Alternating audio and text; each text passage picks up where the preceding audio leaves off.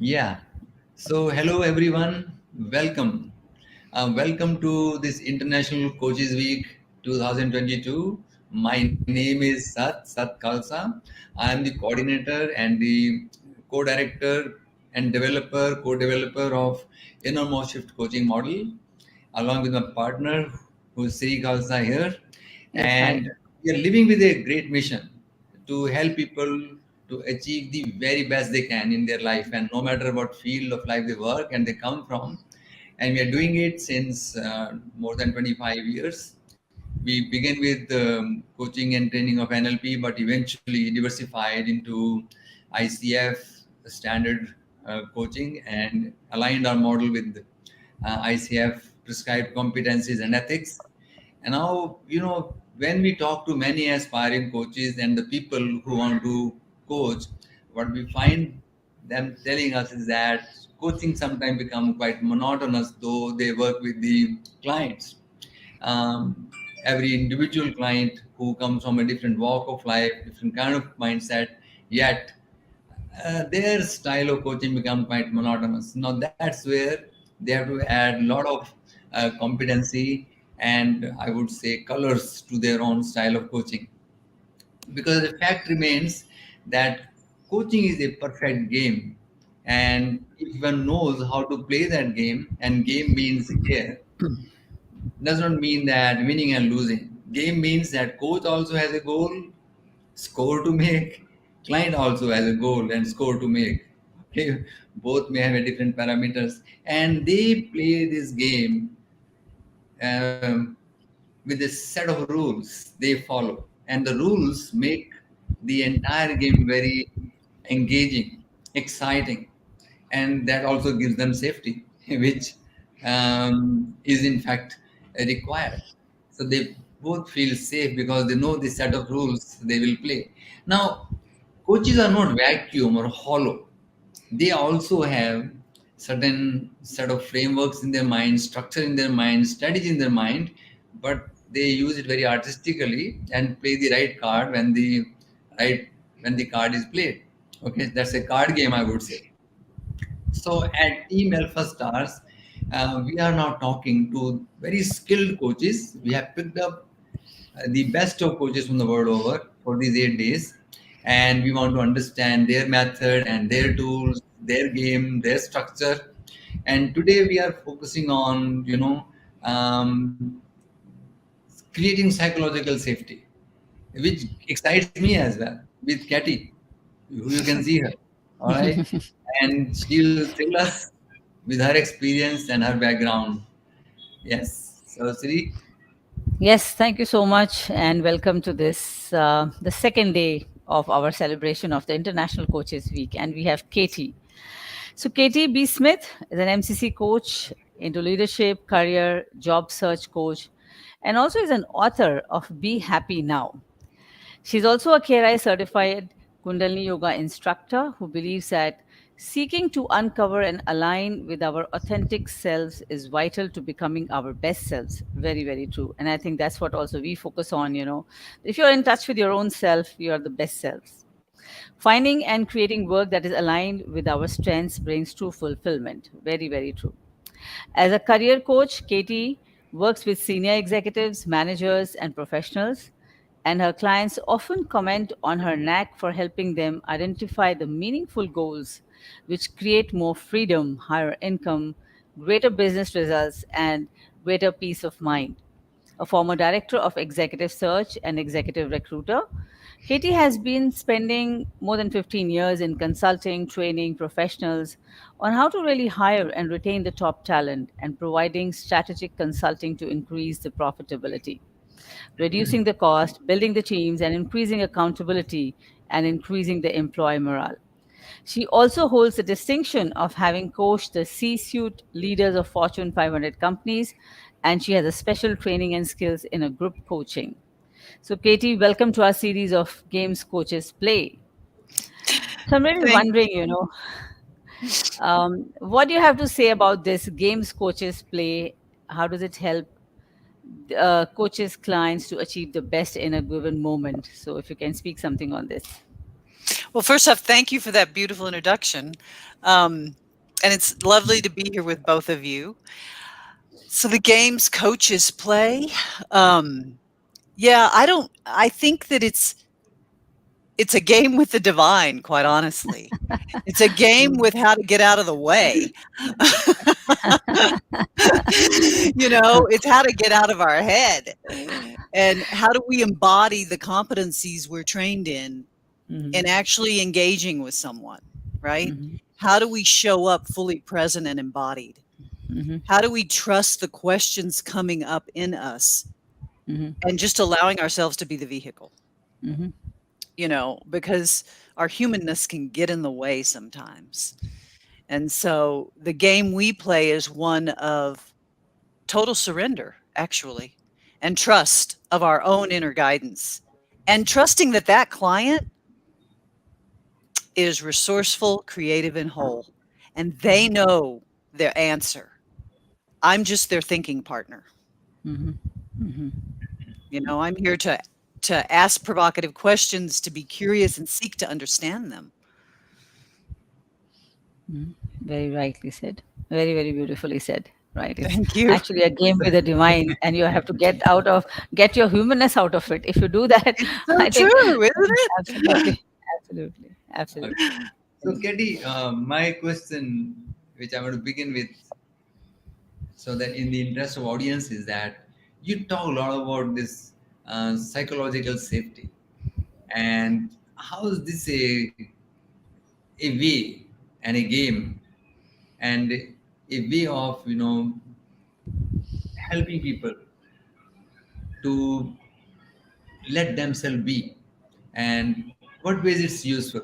So just let us know your this central theme that you revolve around the psychological safety for today. Yeah, so psychological safety to me is really creating safe spaces for people. Safe spaces where people are not judged, where they're not, you know, punished or shamed, or they can speak their questions, their ideas, even talk about their mistakes, their fears, right? Their secrets, without being humiliated. And it all of us need psychological safety so that we can be transparent in how we're feeling and what we're confronted with in ourselves. Mhm, And it's crucial to a culture in an organization. If the culture wants to innovate in new ways, if the culture wants to have a more respected and professional environment where everyone's honored, because it's really about seeking to understand the other individual and developing those skills needed in order to do that. Does that answer your mhm, question? mhm, Yeah, it does. So, like, how is it related? So, what ways you do it, and how do you go about doing it? And this is a good game and a good framework or a good strategy. So, let's know everything that you can share Yeah. in time. Yeah. Well, it's a new way of being for a lot of humans. mhm, And best, and especially when you're talking scale in an organization. And so it's critical for the key leadership to be taking ownership and accountability around shifting their way of being. Because in order to create psychological safety, um, the two biggest obstacles are ego and fear. Hmm. Okay. And so, you know, uh, people need to start by really quieting the ego, right? Becoming reflective listeners with mhm, themselves as much as with others. And really, how does it feel? What does that mean? How do I embody that? How do I show up that way as a leader? Um, and deep listening and seeking to understand the other person. And organizations, what I'm seeing is organizations are beginning to incorporate more of a coaching culture where leaders are learning how to coach versus fix, where they're learning how to embody presence and empathy and deep listening skills, and curiosity to seek to understand the other individual. And that's important one on one, but it's important then to expand it even to small groups of people because we feel safer in small groups and we're more honest and authentic when we're safe. And so for an organization, it's really having an honest dialogue um, that allows for the acknowledgement of individuals' thoughts and ideas. It's a very inclusive approach where we allow diverse ideas and we seek to be good listeners, not to think about what we want to say next, not to Right. think about how am I gonna change his mind? He doesn't know what he's thinking about, right?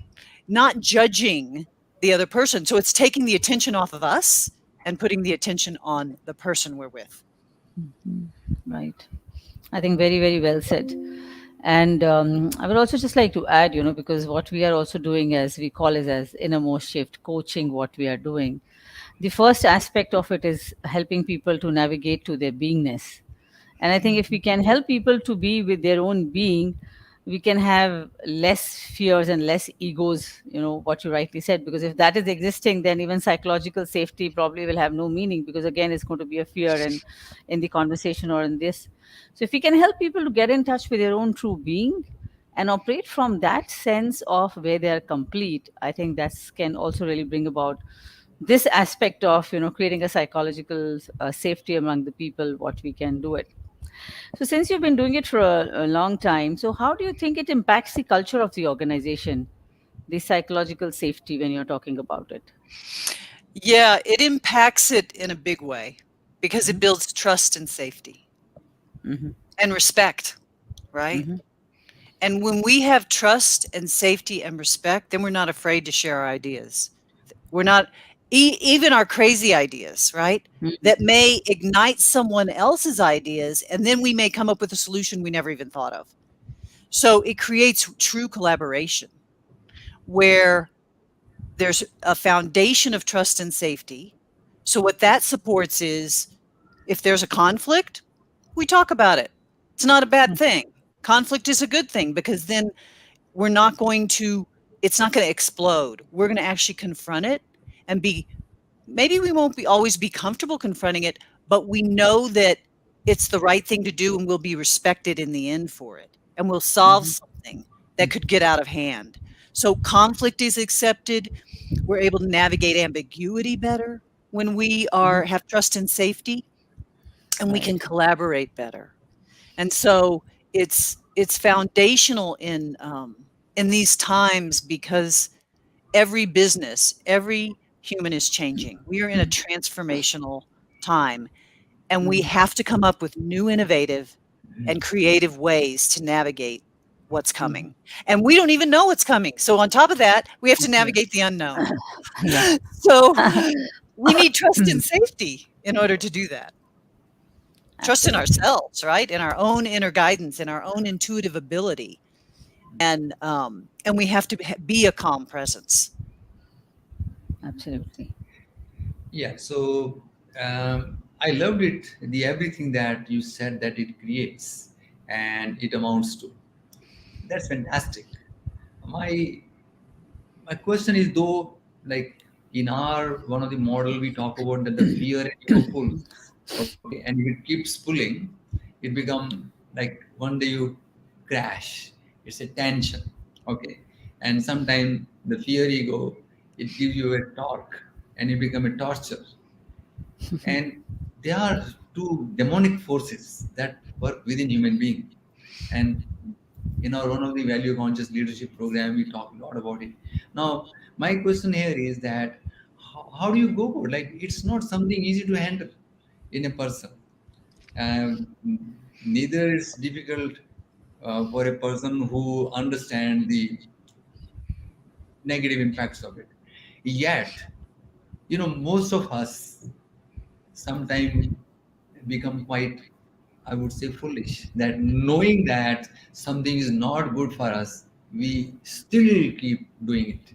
Like we know that exercise is good for us, we don't do it. Yoga is good for us, we don't do it. So we know by our own experience, We know by others' experience, and a lot of examples are there. So is true about fear and ego as well. So, what exactly you do, and how do you create that safety by eradicating those two demonic forces? Yeah, that is right, our challenge, right, as humans. Um, the negative voices, the cheerleaders in our head, the challenges externally to us that impact and trigger us, Mm-hmm. and then we react instead of respond. So, part of the coaching model in creating psychological safety is when we have safety and trust, then we can actually talk about those conflicting um, experiences we're having inside of our head, inside of our body, how they're playing out in our relationships, in our work environment, in our culture. And to be able to have a thinking partner, which is what a coach is, a thinking partner, to be able to say my truth to authentically what I'm struggling with. Number one, that is a relief in itself. But then it's looking at, okay, what are the internal strategies you need to support you in creating the new behavior, right? First off, where's the vision of where you want to go, right? Here's where you want to go, here's where you are. Then we have to look at what's going to help close the gap. And that's going to be a combination of internal infrastructure shifting, right? What we think about, what we say to ourselves, the mindset we hold, as well as behavioral. Mhm. Oh, that means I have to go do that. And maybe I start out doing it 5 minutes a day or doing it with certain people that I feel safe with, right? Could be a conversation or um, so we're shifting the conversation in here, but we're also shifting it externally. So it's a dance between the internal and the external. Because here's the deal, if we want to create a new behavior, a new way of being that's a vision of what we want, we're changing a brain pathway. So there's a physiological component to all this. Mhm. You know, dysfunctional behavior, we're acting out of the amygdala, the subconscious. And so we've got to get back to the frontal lobe of the brain where our executor lives, where we Mhm. make clear, good decisions about ourselves and others. And so that takes time because you're rewiring yourself. Mhm. And so it's practice, practice, practice, setting the structure, setting the strategy, internal and external, and then practicing it. And the lovely thing about coaching is it's the accountability tool because you're going to come back to your coach, you're going to come back to your peer group, and you're going to be talking about what progress you have made, where you screwed up, what strategy worked, what strategy didn't work in order to create the shift. After enough practice, right? Then all of a sudden it becomes our way of being. And we are now that new vision for ourselves that we wanted.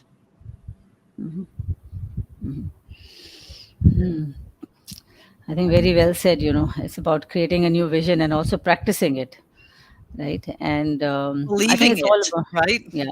First is about believing it, about creating that culture and leaving your own fears. That's something I think which is very important, which you mentioned earlier also, and also leaving your egos. Though very difficult task, not an easy one, right? Even if you're coaching people, right? I have an experience of coaching this CEO and really amazing human being. So help him to create that shift within himself, and then through the whole process over a year, when I had asked him, so what about the organization? He says, yes, I'm very open. Probably earlier than coaching, I would have never thought even taking a feedback from somebody else. But today I'm very open. I talk to them. I create that space that they don't feel fearful. They don't think I'm a CEO, but I'm one among them. And then, kind of then opening up. But I think one challenge still, what I believe, I don't know, it's about right, if you're working in organizations and with these people, you still face, even if the boss is somewhere, a leader is somewhere, creating a space, but still the people in the mind, because they have their performances, they have the KRAs, they have the appraisals at all the levels, what is happening is. So how do you think, we can really embed that thought process of that there's a psychological safety, there's a place where you can talk about it, right? So how do you Yes. that can be created down the level in the people's mind also? So what do you think about that? I totally agree, because if they're having an experience with me or with you or with Satkalsa, and it's like, like you said, your client said, I would never have accepted feedback, right? But he's created a level playing field now with his people. Well, that Mhm, creates automatic trust and safety, right? mhm, That's mhm, safe space now. So it's he's now shifting his way of being with his mhm. people. Right. Our way of being has more impact than our words, right? It's a presence, it's an energy, it's really it's presence. And so that that shifts someone. It's like, wow, I really enjoy talking to him, or he asked me an amazing question that turned my world upside down and gave me a solution I was looking for. So people want that. It's like, wow, what is he doing? How do I get that?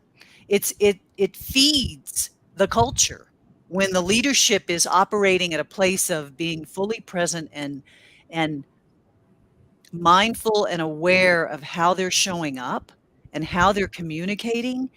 And even if they're not saying anything, I mean, how many times have we walked into a room and a leader will walk into the room with people and may not say anything, but you feel their presence, Hmm. right? Mhm. I mean, that's pretty powerful. So it's being able to pay it forward to his direct reports, and then his employees, and down the chain in the organization. So then everybody has the same language, the Mhm. respect is starting to be built, and we're now becoming more of a unified team Mhm. at every level of the organization. Mhm. Mhm. So it's like a cascading effect. If you start from the top, it will flow down slowly. Yeah, very, very, very well said. Absolutely. So, sir, do you have a question for her? Yeah, Katie. See, yeah, of course, the concept is wonderful, and because we have lot many coaches, and there could be many leaders also watching here. So, how would you say that any coach, like you have gained a mastery over it, and you have perfected, or you're in the process of perfecting this wonderful concept? Okay, so how do you think that the coaches can introduce this in an organization or to a group of people, and can uh, create an interest that yes, this is the thing and this is the need nowadays, okay, especially post pandemic, right? So how will you relate it so that the coaches can in fact use it to Yeah. create this kind of environment? Yeah. So I think first it's educating our clients, right? Educating them on what's available to them as far as support to help shift a culture, right? So there's a lot of coaching programs that can go into organizations. As we know, there's a lot of training around learning and development, and one-on-one coaching that can be scaled throughout the organization, peer group coaching, but it's educating them. I know the Harvard Business Review did a great article, I want to say right after everything went virtual and everybody was Mhm. scrambling to figure out how to do things online, right? Mhm. um, they sent out this great article about the value of peer group coaching, because we're living in a virtual world, so we need even more connection. We have to really build the safety and the trust, and so it's educating the client. Well, first off, here's what's available. What are you struggling with? What is the vision for your organization around well-beingness, around culture? And where are you now? Well, here are some resources that can support you in closing that gap, right? One-on-one coaching is fabulous and it has to happen. But if you're going to scale it, you've got to start bringing small groups of people together and training people in developing their emotional intelligence, in tapping into their intuitive muscle, and strengthening it. We've gone from the information age into the intuition age. And so it's Mm. like, if you're not focusing on strengthening that and letting that guide Mhm. you, Mhm. Mhm. well, good luck at navigating the unknown, because that's what's going to support us moving forward in building psychologically safe environments, respecting all all diverse opinions and people, Mhm. and innovating and creating for the new world and the new that we want to create. And this is healthy. I mean, right? It's like optimal well-being. Mhm. So I would be educating my clients about what's available to them. I can tell you, I work with a woman, um, and she has been working with me for a year, has had huge success, was in a very toxic culture. Now Mhm. she's brought me into the organization to coach all the next level in a Oh, group, because she wants to scale it in her business. So, however we're coaching with our clients, right? If we're giving them experience of shifting their own being, they're going to want that for their team. How do I give this to my company? How do I pay it forward and cultivate more of this? Does that answer your question, Sat yes. Kauthar? I think Yes. you have touched it to a good depth. And if I can sum up and you can correct and modify my understanding for the understanding of the whole audience, that what you said, that first is introducing, and it requires them to what's available to them, and also even module of training. Training also it involves more than along with the coaching, and then helping them to make a movement or a progress towards it. And even a good point can be that, as you said, that you have begun with the coaching some women, and now she has even thought of spreading it across the organization. So we have not to wait for the sanction of the organization head or culture or the whole team or a big organizational decision. What I could learn from that is that if you help even an individual change his or her way of being, and she can create a very safe environment and feel very safe, this can be a good trigger point that she becomes your good word of mouth. Okay, and she can start buying it and start selling it. So the idea is that how much we really propagate this name and help people to become educated about what safety means, okay, and what it would do to others. Yeah, that's a very wonderful concept. Hmm? Mhm. And that can be a good guideline for the coaches who are listening and the leaders who are right now attending it or would listen any single time, anytime later. That's very nice. Yes, so you have So something. yeah, so I was just wondering, Katie, when we talk of feeling safe, it's also about becoming fearless, feeling that Mhm, fearlessness, mhm, fearless to take a risk, fearless to come mhm, up with the new ideas, to innovate. mhm. So, what do you think? What can leaders do to build an organization where people feel fearless? But obviously, when you're talking of being fearless, it is again in a rule. You cannot go out of the system and be fearless to do anything what you want. But Right. remaining within the system, so what should leaders do to build such an organization where people feel safe and also fearless to create new ideas? So, what do you think about that? So my answer to that would be, um, that would require reframing what you think fear is in your head, right? Hmm. Fear as a bad thing, right? Versus, what if you were acknowledged in your organization for how often you failed Hmm. because you took a risk, Right. right? Very well You know, said. the Yep. the, the woman that started Spanx, Mm-hmm. that company Spanx, her Mm-hmm. father every day at dinner would ask her and her brother, "How did you fail today?" Oh, Mm. Because they celebrated failure, because he knew that if I taught my kids to fail, they would not take it as a negative, and they would take more risk. And look at her. She created this huge organization, you Wonderful. know, and she Mm. thought of it in college when she was going to a party. So Mm. it's like, you know, failure's not a bad thing. It's how we grow. It's how we explore. It's where we hit our growth edge, where we can Mhm. test ourselves, and it's like an opportunity to be curious. What am I gonna learn? What's gonna work? What's not gonna work? Where are my Mm. edges, right? Mhm. So fearless is really about listening to your own intuitive guidance and trusting it even when you don't know the outcome, right? Mhm. It's Mhm. really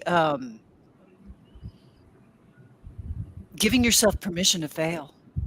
That is, Mhm. and reframing it. It's not a bad thing because then we have courage, right? We build our courage Absolutely. in Mm. ourselves, in our intuition that's guiding us, in our ability to take risk and think outside the box. Yeah. Absolutely. Uh, Just a little small example coming to my mind, like when the children are small and they start walking and they fall. So mother's thought is not that how you're falling. Yeah, you can get up and you can walk back again. So she doesn't let them register that that you will not walk, but it's okay to, just fall and then get up once again. So very, very beautifully said. If we can create that and we can celebrate the failure, because that's something, it's not bad, you're right. It's Mm-mm. something where you can look for more opportunities to grow. So I think if leaders can create that, even like something like celebrating your failures, maybe in the organization, probably people can be more fearless to give that, even the most absurd of ideas, and create a much more wonderful organization. Very, very beautifully said. Very wonderfully said. Yeah, it's inspiring. Isn't it Yeah, inspiring? I mean, when people absolutely. fail, but oh my God, they tried that. And even though they didn't make it, That it is- was just so inspiring, right? Absolutely. It's like it doesn't matter what the outcome was. It was the Ab- fact that they actually did it. Absolutely. It's all about meanings. We have given it to failure as if it's bad, but it's something, like if this is not work, so maybe something else, somebody can give another idea where it can work. Very, very well said. Yeah. Yes, I sir. think I too loved it because the definition of the fear need to be changed. Yeah. Because if you become totally fearful, we might start terrorizing the world. So naturally, Yes. before we introduce the concept and help people understand it, so what I have understood is that help them understand that what does fearlessness means, and we are talking fearlessness with the guideline or the game of safety in view, so that we can innovate, take more risk, rather create new things in life. Now, what about the ego side of it? That ego side is flared very high on one side, Mm, that due to right. the positional kind of uh, vision they show them, and the hierarchy, and then performance, and then the compensation, rewards. I think everybody is inspired to take big egoistic steps, and this ego become very terrorizing at the same time here. So what is the way of keeping it the right size, optimal word you used? So in your kind of a model, that or the kind of rules that you keep in mind, so how do you make them a good container that does not overflow it or overblow it, and keep the ego at the right level? What I mean here is that if one person upsizes the ego or downsizes the ego, it can be both very harmful. Like Mhm. in big Vedic concept in India, one of the snake goes to God and asks that children don't play with me. Despite I am skinny, I am very beautiful, very flexible, and you want to be flexible, but they they don't play with me. So just take out my whole poison out of me, in a way, ego. And God said, all right, I made a perfect design, but if you want so let me pull out the whole poison from you. So he came back, and then he stopped doing any harm to people or doing anything. Not even, And not even a few hissing to days, them. Yeah, yeah, he would not so do in a anything. few days time, the children started running over him, and it kind of mutilated him Yeah. that way. Yeah. So that's where he went to God again. That Mhm. what you have done now? And he said, I never asked not to do Hiss, or not to to people hiss. this. Or not to at least scare people, you know. I never told you that. Ego side is very, very, we have to dance in the moment. So, Yes. what do you do here exactly? And how do you communicate this message that the ego is right sized? Well, I think the first thing is quieting the ego, right? Number one, you have to be aware of it. That's the first step, right? And then you have to realize, what are the benefits of it? Mhm. How is it sabotaging me? And again, going back to the vision of how do I really want to show up? Okay, if I want to show up that way, where does that put ego? I think the other thing that's wonderful about coaching is it's the accountability. So when ego shows up in the conversation and I'm observing that as a coach, it's part of my responsibility to share my Mhm. observation. Mhm. Not to judge, but to notice and to be able to reflect back what I'm hearing and how I'm perceiving that, right? And so a lot of times we don't know how we're perceived. We're Mhm. unaware how much ego is manipulating us, right? Mhm. And so in the coaching relationship, we start getting real honest and transparent with the different voices in our head, with the different behaviors we demonstrate. And, we come because we're in conflict a lot of times. We need support. And so how do you get in resonance with your authentic self? How do you get in resonance uh, with that divine place inside of you that supports you in getting out of the way, getting the ego out of the way, getting our humanness out of the way, and just living in an open heart, right? Because we need both. We need head and heart. But in the psychological safe world and in what we're um, transforming right now in our way of being, it's Mhm. about bringing more heart. It's about connecting more heart. Too much heart doesn't work. Yeah. Too much head doesn't work. We need the balance, right? Mhm. And so, how do we begin to really connect in with that? And what does it feel like? What does it look like? How do I show up, right? Mhm. Um, so I really think it's part of our responsibility as coaches to be accountable to sharing our observations of what we're perceiving Mhm. and to Mhm. Uh, reflect back what they're saying. so, though you have answered the upside of it to manage and contain, but I'm also questioning about, and that need to be addressed, the downside of it. That if I become minimize ego to too Too much down, much. Too much then down. what my around may be chaos. So, Yeah. yeah. Yeah. So, what's the way to? In some ways ego grounds us, doesn't it? It's like it gives us the structure in this life because Mhm. our ego, you know, when it's in balance, we can discern instead of Yes. judge, right?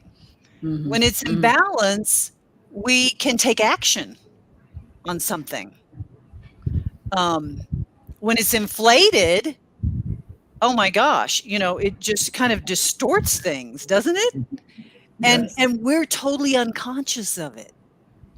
And so to bring it into balance is to bring in more consciousness of our behavior and how we're showing up, our presence, our communication, and to know that everything serves our growth, but we have control over how we direct it and how we choose to let it serve ourselves and others. Yeah, I think very correctly said. The whole balance is and understanding is within your own self. And I think if we have a very wonderful word in India, what we call as viveka, if you invoke the wisdom and understand your actions, where are they coming from, and understand, even if it's an ego, you need to have it. You cannot live without an ego, so in another way, if your spine is not pressurized and straight, you cannot stand straight. So that is also a small part of ego, but we need to really balance it out with that wisdom what we can have. And once we can do that, I think it can create that difference, and also we can use it along with self with the other people in the organization. Mhm. Let me ask you this question. We have been talking about organizations, definitely, but what about the family? There are certain varied value system in the family. People have different beliefs. Yeah. People have, there's, and especially now with this pandemic, when people have been so much together, which they were never used to each other now, there's so much of friction happening. And as a result of this, it has caused a lot of stress. So, what do you have to say about psychological safety within a family, within the friends, or in a social gathering? So, let's pick up any context. Let's start with the family. So, what do you think about that? I think the same rules apply, quite honestly. Hmm. I think we have to be in a place in ourselves to be willing to seek to understand the other person. Hmm. We have to be willing to really listen and with an open heart. Hmm. Yeah. I don't think it's any different because, you know, um,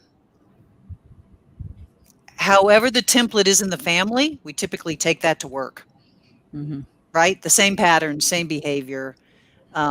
Some things may shift depending on the parameters of that organization, but um, when we really communicate from our authentic self and we're really seeking to understand the other person and we're deeply listening and we're genuinely curious, like maybe you think something totally different than I think about a topic, but for me to judge you, well, that's out of head, not heart.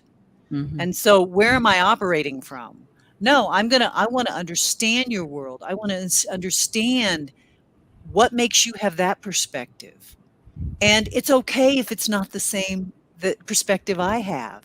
It's willing to be in the same room with different perspectives, Hmm.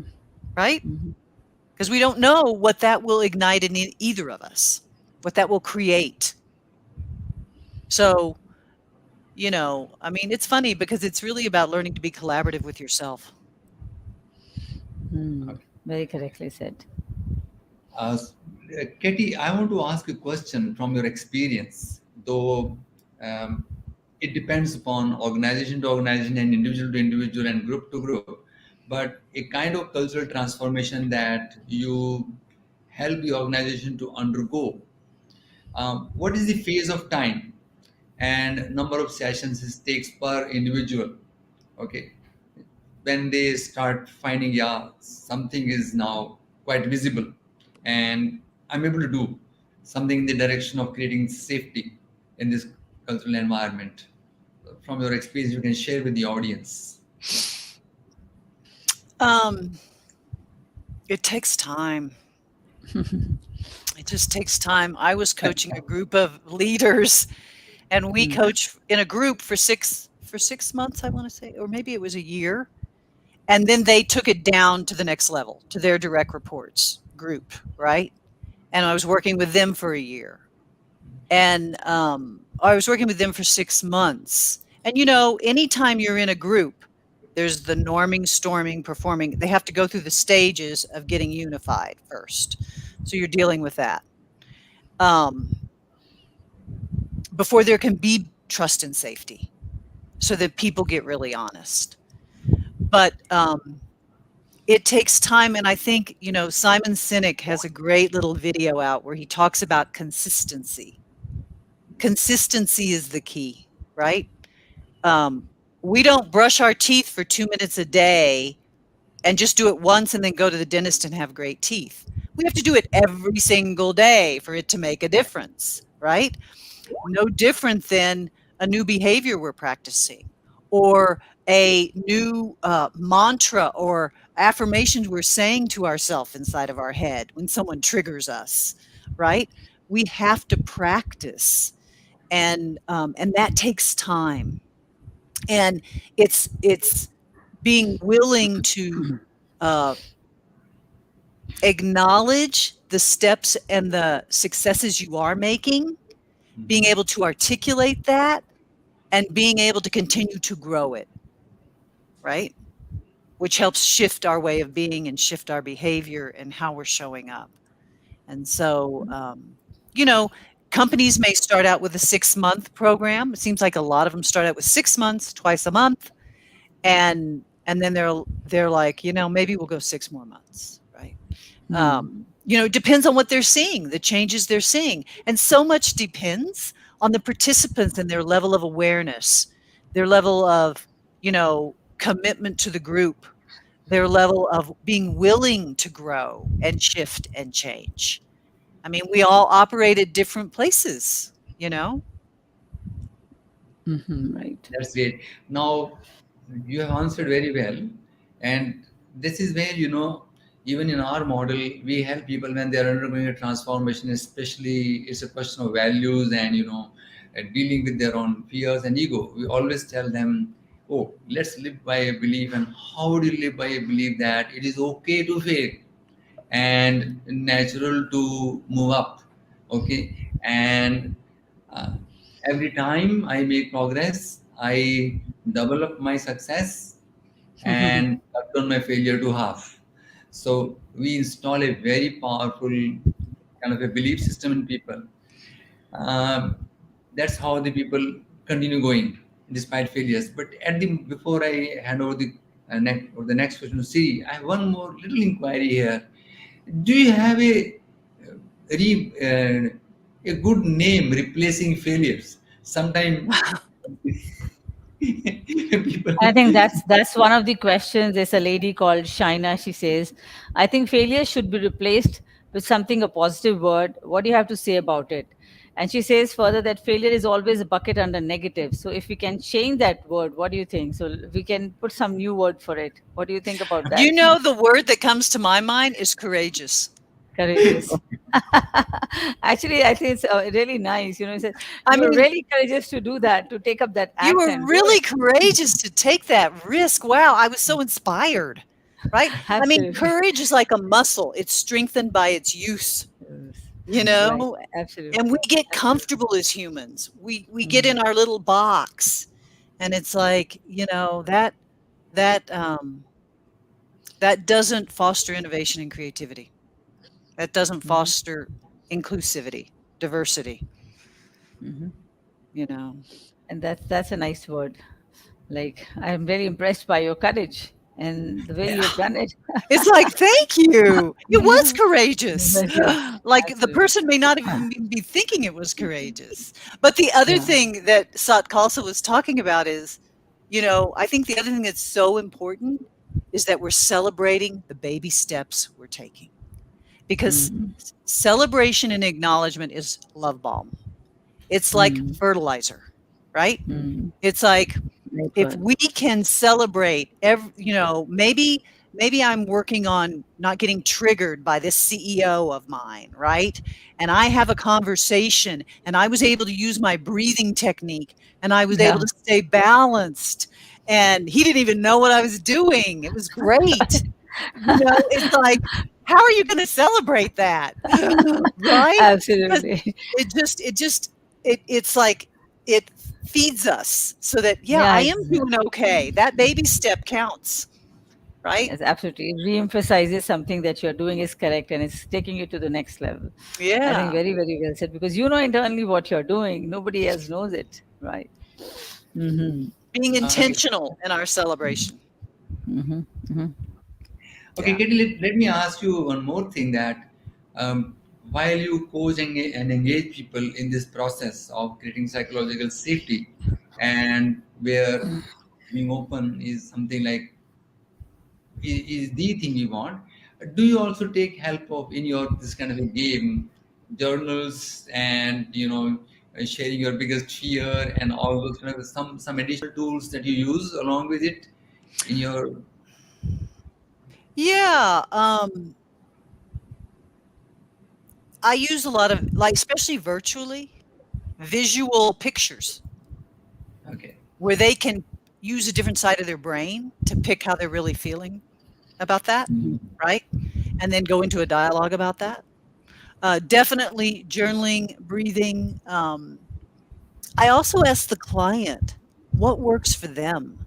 Like, how do they, um, you know, maybe they're angry. Maybe they're really angry. Like, I had a client that I was hired to coach, and through a company, and I asked him how he relaxed.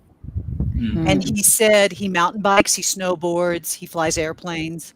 And I said, "Oh, you do adrenaline Mm. sports to Mm. relax." And he Mm. and he laughed and he went, "Yeah, I guess that's not really relaxing." And I said, "Yeah, probably not." And then I said, "Well," he goes, "I don't like massage or anything." And I said, "Okay, so is there anything you've thought about doing, been curious Mm. about that could relax you?" And he said, "I've always been curious about a floating tank." And I was like, Mm. "Oh, interesting." He goes, "Yeah, one of my buddies is building one." I was like, "Oh, interesting." He said, "You know what I'm gonna do? I'm gonna go lay in a floating tank." And I thought, "Okay, Mm. let's see what happens."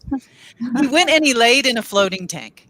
And for the first 30 minutes, his entire body hurt. He said, "I Mm. have no Mm. clothes on. I'm laying there naked in the dark in this, water." And he goes, "How could that be? My body hurt." He goes, "I realized it was all in my head." Mm. And I started breathing and I started having a visualization of a landscape I like, and then my body totally relaxed. And he said, "I got in the car and I went home and I'm driving down the highway." And he said, "Typically when people cut me off, I'm yelling at them and I'm screaming at them." And he said, "I just didn't even care if they cut me off." I got home and he said, "I've decided I'm going to go do it every 2 weeks." Mm. He created the pattern, the consistency of relaxing his nervous system, his mind, and he totally shifted how he led.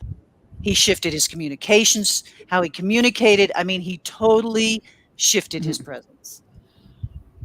So, the clients know what works for them, Okay. and we have to Absolutely. trust that. Yeah. Okay. So, is there some case you want to highlight here wherein you work with this kind of safety and space, and it benefited the organization in terms of productivity, sales, or something tangible? If you can share very quickly, we have 8 minutes to go. Yes, I mean, really, psychological safety builds accountability, trust, safety, and more productivity, more efficiency, because teams become unified, right? They have each other's back. Mm. They It eliminates gossip and drama and judgment and all that other stuff that can go on that's destructive and unproductive. And it's the glue. It creates glue, and it allows us to be human. It allows us to feel our feelings and be all of who we are, right? It's inclusive in honoring ourselves and our authentic leadership ability, and honoring our peer, right? And supporting them. And so it's a big piece in the direction we're headed in navigating the unknown. We have to feel safe internally to be able to navigate what's happening externally. And psychological safety builds that inside and out. So you have some tangible data with you for even hiding the name of the organization, that this is what was the total improvement in terms of sales or productivity, or any measurable data. Do you have something like to share with the Don't have any audience? measurable data. I don't have it at the top of my head. I can tell you I worked with an organization with Mm. 6 managers in a huge global organization, and Okay. highly dysfunctional. They all wanted to quit when we started coaching. Ah. Mm. And they all led teams. And we coached for 2 years. And Mhm. at one point, and we were coaching live at that time, right? It was Mm. pre-COVID. Yeah. At one point, one of the leaders walked in the room where we met and he said, "Oh my God, I'm so glad I'm here. This is where I can be who I really am." right? Because he couldn't really be that in the bigger culture. And it was interesting because at the end of that, one of the women said, you've been our retention person. You're the one, Mm. you being here. It's why I stayed at this job, Mm. because this group meant more to me than anything. And it helped me navigate the challenges that are out there. So it's a retention program, coaching and peer group coaching, especially because then they have a group that speaks the same language, that's able to hold each other accountable. And they're still meeting today independently. They've created the pattern with themselves. So I don't have specific data numbers, but Yeah, I that's can tell you that it definitely creates shifts Mhm. for the better. yeah, definitely when you are creating that whole space and zone of trust and people doing what they can do for the better productivity, it does help the organization. And I think people also grow in that. When you're creating that kind of environment, whether it is at home with your children or I think in offices, when you're creating that whole environment of safety, you're giving a room for the other person to think and grow. And I think, Yes. and just another thought, because I've been also working with some parents. So if you create that at homes as well, I think it can help really children to grow in a better human being, and they're able to kind of live the whole potential what is being just kind of suppressed by the parents whole experience. Rather than that, if you do that, it is going to help them to grow. And similarly with organizations, because if each individual is employed because they have some role to play, and if you do It's not so create that true. space, most of the time it's about just managers doing the things. But if you allow that to happen, then probably each individual's their own, the best person can really come out and help the organization to grow with that kind of productivity and effectiveness. And I think profitability, everything is going to make a difference in that, right? It's so That's what. true. It's so true. Yeah. I have a very quick story about that, being a parent. Yeah. Yeah, Can I Yeah. sure. share it? Yeah, So sure, Yeah, go please. ahead. it was so funny. My youngest son Mm. was all registered to go to college, Mm-hmm. senior year in high school. And he comes into my office and he says, Mom, I don't want to go to college. I'm going to waste your money if I go. And I Mm. sat there and all the messages in my head were like, oh my God, he has to go to college. I can't believe he's saying this. Blah, blah, blah, blah, blah, right. And I Right. sat there and I just took a breath and I thought, Mm. what are you going to do? I said, what are you going to do? Mm. In that moment, I recognized that if I put my agenda on him, Mm. Mm. I was going to squash 18 years of trusting him to trust his intuition. Mm. And Right. that's what I've been teaching him. Mm. And he said, I want to start my own video production company. Mm. And I was like, okay.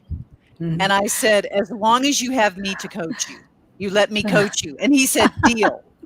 And he has been hugely successful in the video Wow. editing world. So, Oh, we have to believe that people are resourceful, creative, and whole. They do absolutely. know, and it supports them in building that intuitive muscle, and they're guided, let their spirit guide them, you know? Wonderful. I think, yeah, I think that's a very wonderful example, because we are coaches, but when it comes to back to family, it's a different aspect.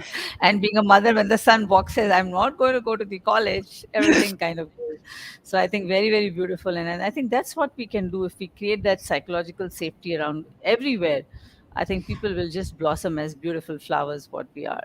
Yeah, it's so true. I Yes. think Siri triggered a very nice case that you shared, Katie. I think the audience will completely and remember it and make sure that how they can help their children being safe in the environment they grow and develop, because the growth happen and the development doesn't happen. That's what we tell in our model. But what can make people develop is, and this muscle of being feeling safe, and Mhm. they can share their heart and they can be vulnerable. And if people are, the parents are tolerant, then they are naturally giving good leaders to the world in every Yes. life. And Yes. if the world is today at conflict, it's because somewhere I didn't feel safe and I want to attack someone. And then I don't feel safe and I attack, I retaliate. So Yes. we world needs safety, We do. not Each of us. psychological, physiological, Absolutely. material, national. despite the boundaries of ego we have, as nations are the biggest ego boundaries for us, and we have to make it as thin and dissolve. So I think that's a wonderful, Katie. I congratulate you for this good mission that you are working with, creating psychological safety. And if this is the message we all coaches, trainers, and leaders can pick up and start creating good, safe children at home. Okay, and we can get a good leaders at all levels, and that's the message for even leaders. I believe, I think time has come to end for today's session, but this session will be long remembered by people because everybody want to feel safe in any environment they are in, and we wish everyone to feel safe and good and speak their heart and mind. And imagine the world if we all felt safe.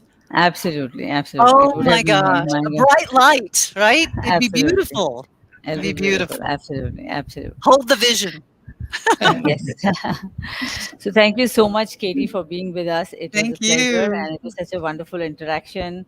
And so, friends, we hope to see you tomorrow once again with another wonderful coach and learning from the person. So, how games coaches play. And so, thank you so much once again. Thank you, Okay, audience. Be with bye us bye. Thank tomorrow. you. Very Thank you. much. Bye.